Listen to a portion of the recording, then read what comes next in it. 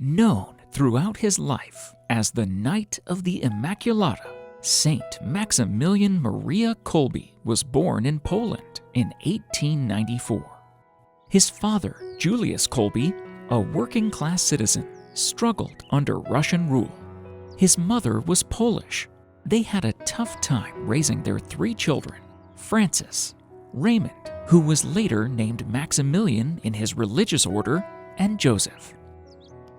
Julius joined the Polish legions and was captured by the Russians for fighting for the independence of Poland.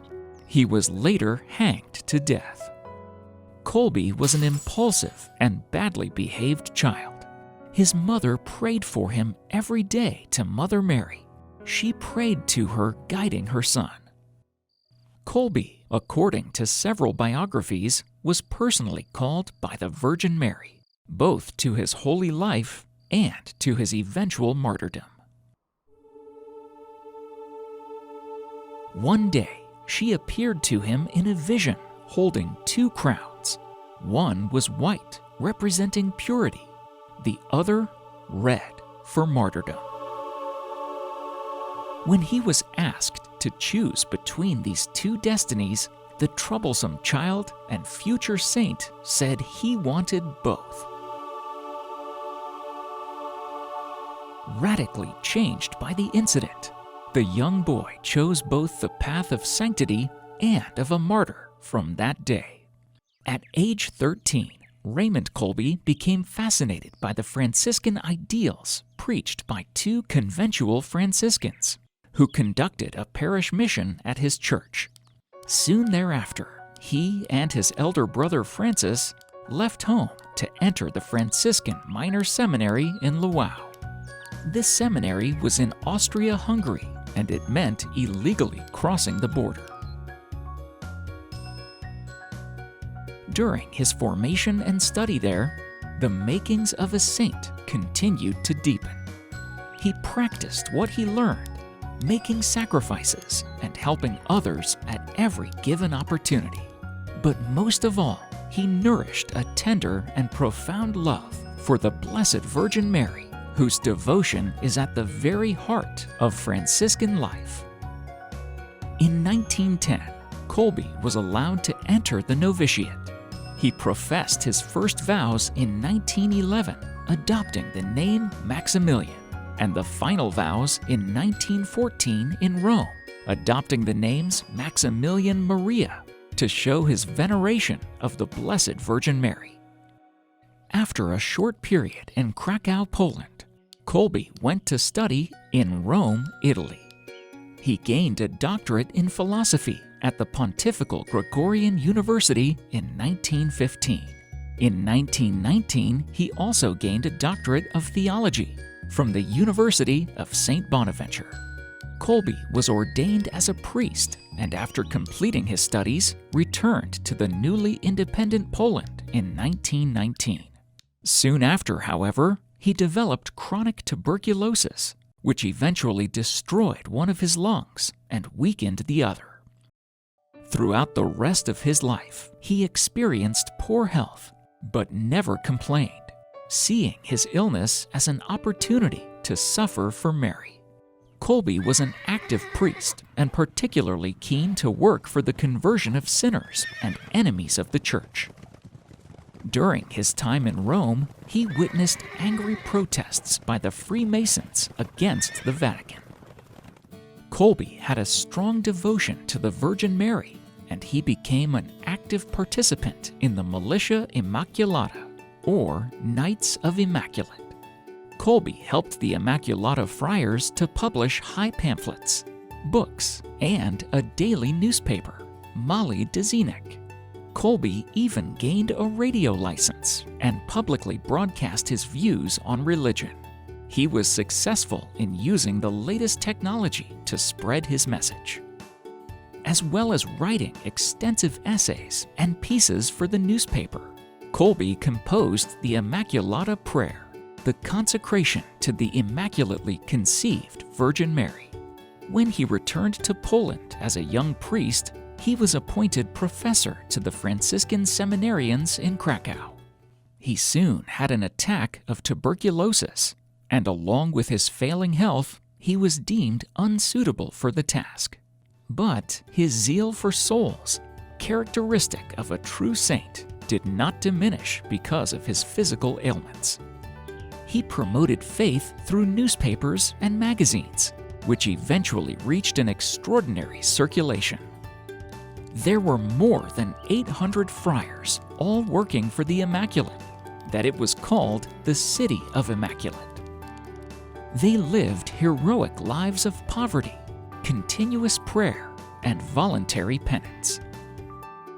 They were united in their mission of evangelizing not only Poland, but the whole world. Between 1930 and 1936, he took a series of missions to Japan, where he founded a monastery at the outskirts of Nagasaki. Kolbe decided to build the monastery on a mountainside, that which many people believed was not the best suited to be in tune with nature. Later, when the atomic bomb was dropped on Nagasaki, Kolbe's monastery was saved because the blast of the bomb hit the other side of the mountain, which took the main force of the blast. Had Kolbe built the monastery on the preferred side of the mountain, as he was advised, his work and all of his fellow monks would have been destroyed. He also entered into dialogue with local Buddhist priests, and some of them became friends. However, increasingly ill, he returned to Poland in 1936 and reassumed direction of their publication. It had now become the largest Catholic publishing center in Poland, possibly in the world. In 1939, Nazi regime invaded Poland. Father Kolbe was arrested and imprisoned in the Pawiak prison, and later transferred to Auschwitz death camp. Father Kolbe was put in a barrack along with other prisoners. The next day, one of the prisoners escaped, and this made the authorities furious. The commander ordered 10 random prisoners to be starved to death in order to deter further escape attempts. One of the prisoners who was selected for the starvation bunker cried out in grief, lamenting his family. Father Kolbe, although not among the selected, volunteered in a heroic act of charity to be the victim in place of the prisoner who was crying. Rather surprised, the commander accepted Kolbe in place of the prisoner. During the time in the cell, he led the men in songs and prayer. At every inspection, when almost all the others were now lying on the floor, Father Kolbe was seen kneeling or standing in the center as he looked cheerfully in the face of the guards. Father Kolbe never asked for anything and did not complain. Rather, he encouraged the others. One of the guards remarked, "This priest is really a great man. We have never seen anyone like him." After 2 weeks, nearly all the prisoners, except Kolbe and 2 others, had died due to dehydration and starvation. The Nazi commander then asked the guards to execute Kolbe and other prisoners with a lethal injection.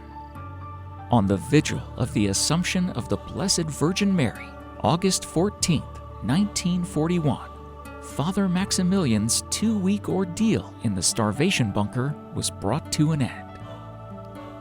Those present say he calmly accepted death, lifting up his arms, smiling. He was the last to die, very providentially on the feast of Our Lady's Assumption. Saint Maximilian Kolbe's body was cremated by the camp officials on the feast of the Assumption. He had stated years earlier, "I would like to be reduced to ashes for the cause of the Immaculata, and may this dust be carried over the whole world so that nothing would remain." Pope Paul VI beatified Maximilian Kolbe in 1971. In 1982, Saint Pope John Paul II canonized him as Martyr of Charity, calling him patron of our difficult century. At his canonization in 1982, Pope John Paul II said, "Maximilian did not die, but gave his life for his brother."